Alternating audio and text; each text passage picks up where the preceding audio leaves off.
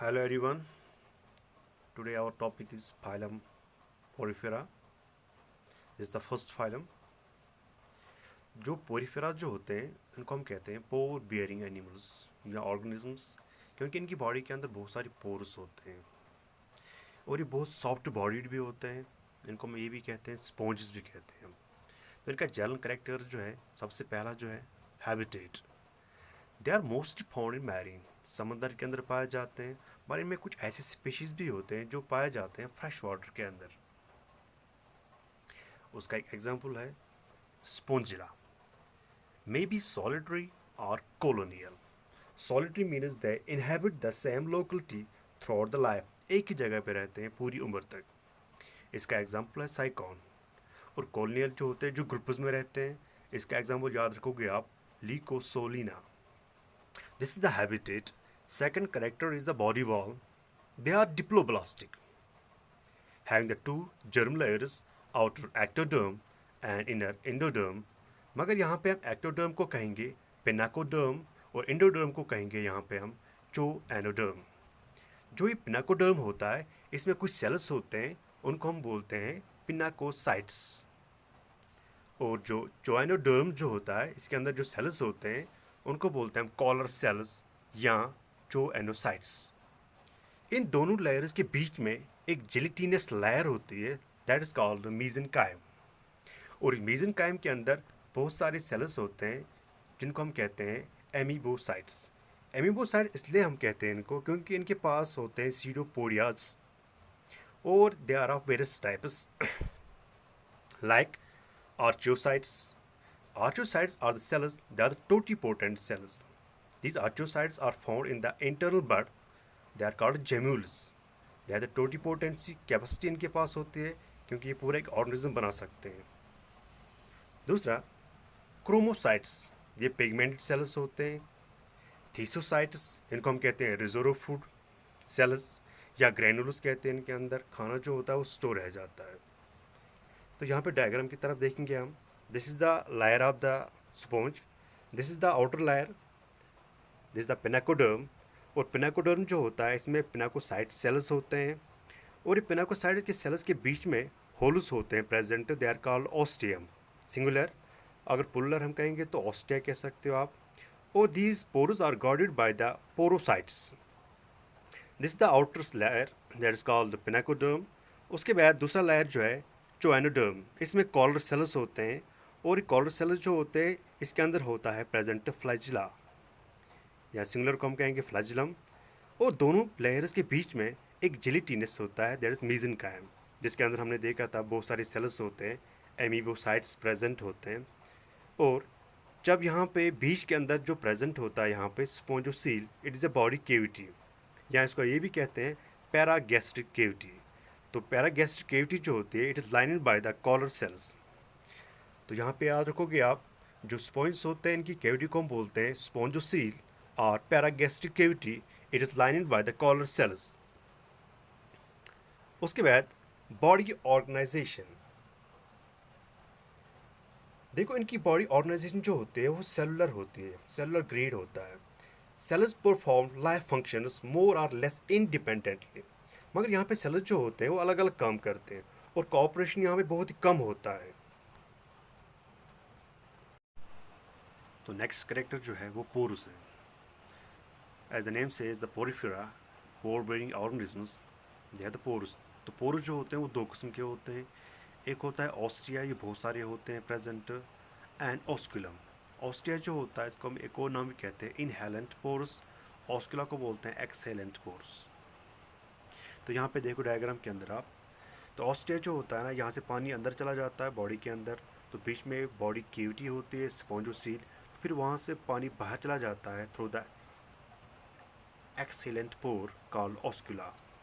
Austria, inhalant pore, and second is the oscula exhalant pore. तो इसलिए Porifera को बोलते हैं पोर बेयरिंग एनिमल्स, क्योंकि इनकी बॉडी में दो किस्म के पोर्स होते हैं, ostia inhalant pores and oscula that's exhalant pores.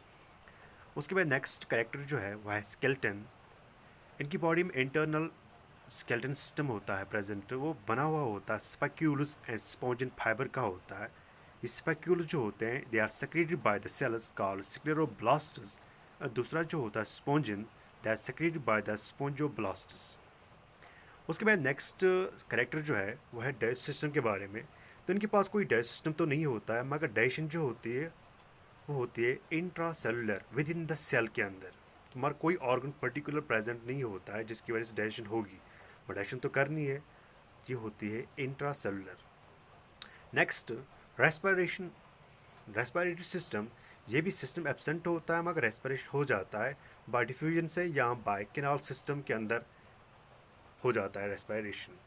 उसके बाद सर्कुलेटरी सिस्टम, ये भी एब्सेंट होता है, ये भी हो जाता है कैनाल सिस्टम की वजह से। उसके बाद एस्किरी सिस्टम, ये भी कोई ऑर्गन्स प्रेजेंट नहीं होते, हो जाता है बाय डिफ्यूजन से या कैनाल सिस्टम की वजह से हो जाता है। रिमूविंग ऑफ द वेस्ट्स, तो ये मोस्ट जो होते हैं अमोनियोटिलिक होते हैं, द एस्क्रीट द अमोनिया। इनके पास कोई नर्वस सिस्टम नहीं होता है, एब्सेंट होता है। उसके बाद इनका रिप्रोडक्टिव सिस्टम जो होता है या रिप्रोडक्शन जो हो जाती है इनकी, ये हर्मोफ्रोडाइट्स होते हैं। हर्मोफ्रोडाइट्स वो ऑर्गेनिजम्स होते हैं जिनके पास दोनों गोनड्स होते हैं प्रेजेंट, मेल गोनड भी होता है फीमेल गोनड भी होता है विद इन द बॉडी के अंदर, ये सिंगल इंडिविजुअल। उसके बाद ये कभी कभी दिखाते हैं एसेक्सुअल रिप्रोडक्शन भी, क्योंकि इनके पास बर्ड्स होते हैं, internal buds, they are special buds present inside the body, they are called gemmules. पहले हमने कहा था इन जेम्यूल्स के अंदर कुछ स्पेशल सेल्स होते हैं, totipotent cells, they are called आर्चोसाइट्स।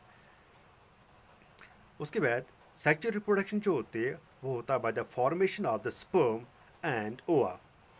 The sperm and ओवा दे फर्टिलाइज इनसाइड द बॉडी। तो इसकी फर्टिलाइजेशन जो है वो है इंटरनल फर्टिलाइजेशन। फर्टिलाइजेशन के बाद जो बन जाता है यहाँ पे, तो वो लार्वा ही बन जाएगा यहाँ पे। इसलिए हम यहाँ पे कहेंगे इनकी डेवलपमेंट जो होती है वो इनडायरेक्ट होती है। इनडायरेक्ट हम तभी कहते हैं जब लार्वा प्रेजेंट होता है। तो यहाँ पे दो किस्म के लार्वास है, नाम याद रखोगे आप। एम्फीब्लास्टुला, ये पाया जाता है साइफा के अंदर। दूसरा है पैरेनकाइमुला, तो ये पाया जाता है लिकोसोलिना के अंदर। तो इसका आप स्क्रीनशॉट उठा सकते हो आप, उसके बाद आप नोट्स मेंटेन कर लेना।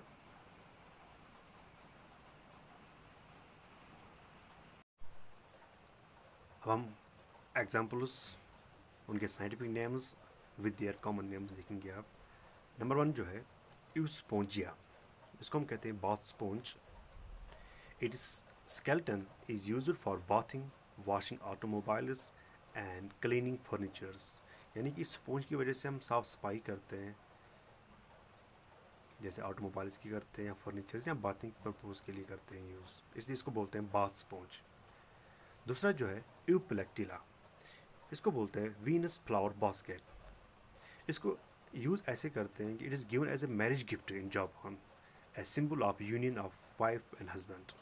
क्योंकि जो यूपिलेक्टिला जो होता है ना, इसकी बॉडी में दोनों प्रेजेंट होते हैं, फीमेल और मेल दोनों साथ ही रहते हैं, इसलिए इसको एक गिफ्ट देते हैं जापान के अंदर, ताकि जो वाइफ एंड हस्बैंड जो है वो एक साथ रहें।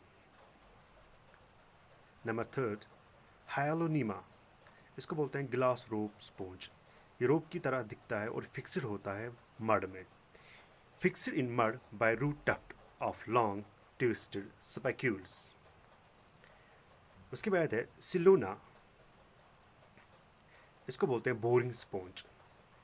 ये होल्स कर लेता है रॉक्स के अंदर और उनको ब्रेक कर लेता है इनटू स्मॉल पीस के अंदर, can penetrate the rocks and break them into piece, इसलिए उसको बोलते हैं बोरिंग, बोर करना, पोर्स करना, उसके बाद उनको तोड़ देना। उसके बाद है चालीना, इसको बोलते हैं डेड मैन्स फिंगर्स और मरमेड्स ग्लोव्स। उसके बाद next spongilla is very important, fresh water sponge. उसके बाद leucosolenia and last one is sycon. तो these are the one of the most important examples of poriferas, तो आपको इनको याद रखना है और बहुत सारे इंपॉर्टेंट है। यूस्पोंज था, यूपलेक्टिला, हेलोनीमा, सिलोना, चलीना, स्पॉन्जिला, लिकोसोलिना।